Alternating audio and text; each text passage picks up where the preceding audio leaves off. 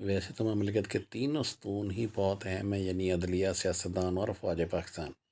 لیکن اگر ہم تینوں میں کمپیریزن کریں تو وہ سب سے سپیریئر ٹاپ پہ جو ہے وہ فوج پاکستان ہے، پھر ہم عدلیہ کو کہہ سکتے ہیں، اور سیاستدان ماشاءاللہ وہ تو آپ کے سامنے ہی ہیں، کیسے ہے، کیا ہیں، کہاں سے آ رہے ہیں اور ان کا کیا کام ہے اور کتنی کی وہ خدمت کر رہے ہیں پاکستان کی۔ اگر ہم ان تینوں کو دیکھیں، ان تینوں کی سچویشن، صورتحال اپنے مد نظر رکھیں تو دیکھیں کہ افواج پاکستان ان دونوں کو لے کے چل رہے ہیں۔ اور افواج پاکستان کو کون لے کے چل رہا ہے اس کا ہم ذکر پہلے بھی کر چکے ہیں، آپ اسے کوئی بھی نام دے لیں، یعنی امریکہ۔ ہم اس وقت یعنی کہ جو خدا داد مملکت پاکستان ہے، یہ امریکن مفادات کے اوپر ان کی مرضی سے، ان کے طریقے سے خطے میں ہم چل رہے ہیں۔ اب ہو کیا رہا ہے کہ اب ظاہری بات ہے، فوج پاکستان ان کو فالو کرتے ہوئے ان کی ڈکٹیشن کو امریکہ کی، تو اس کے بعد یعنی کہ پاکستان کے جو اندرونی معاملات ہیں ان کو لے کے چلتے ہیں۔ ظاہری بات ہے ان کو برابر اپنی اس ڈکٹیشن کے مطابق لے کے چلنے کے لیے پھر یہ ڈرائیو کرتے ہیں عدلیہ کو بھی اور اسی طرح سے سیاستدانوں کو بھی۔ اب ہو یہ رہا ہے کہ فوج کا جو سب سے بڑا فوکس ہے وہ اپنے بجٹ پہ ہے۔ ظاہری بات ایک بہت بڑا ادارہ ہے، ایک تو انٹرنیشنل لیول کے مطابق اسے لے کے چلنا جیسے ہمیں ڈکٹیشن ملتی ہے، کیونکہ یہ ایک چیز بڑی کلیئر ہے، اس کا آپ دیکھ سکتے ہیں، بڑا واضح انٹرویو جنرل حمید گل صاحب کا پڑھا بھی ہوا آپ کو میڈیا پہ مل جائے گا، جس میں انہوں نے بالکل واضح طور پہ بتایا تھا کہ chief of army staff Pakistan کا جو ہوتا ہے وہ امریکہ سے سلیکٹ ہوتا ہے۔ خالی چیف آف آرمی اسٹاف ہی نہیں بلکہ ایک خاص رینک سے، ہم اس رینک کا یہاں پہ نام نہیں لینا چاہتے، وہیں سے پھر جو سلیکشن ہے نا وہ امریکہ سے آتی ہے۔ یہ سارے پھر اس کے بعد پینٹاگون آنا جانا رہتا ہے۔ ظاہری بات ہے انہوں نے ایک انٹرنیشنل اپنی اس حساب سے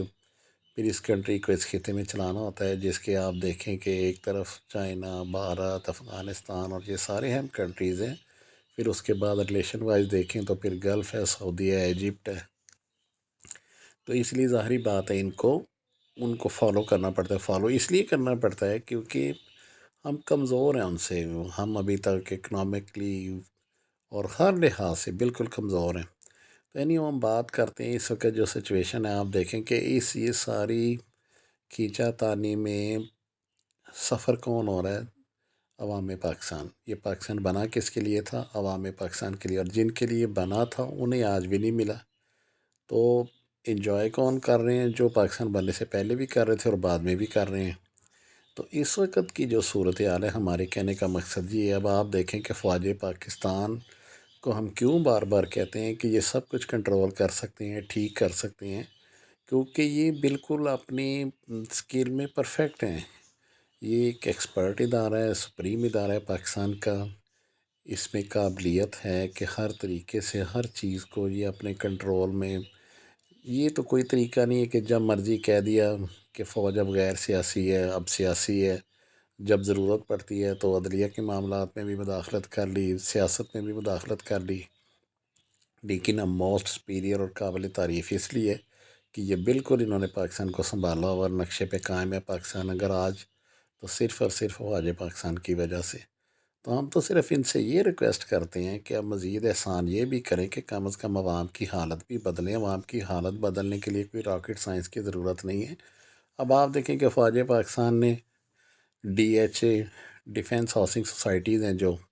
اور بھی اس طرح کے کئی بزنس ہیں جو آرمی کر رہی ہے۔ ظاہری بات ہے جب سیاستدان بجٹ پورا نہیں کر سکتے تو فوج پاکستان کو خود کو ہی ہاتھ پیر مارنے پڑتے ہیں۔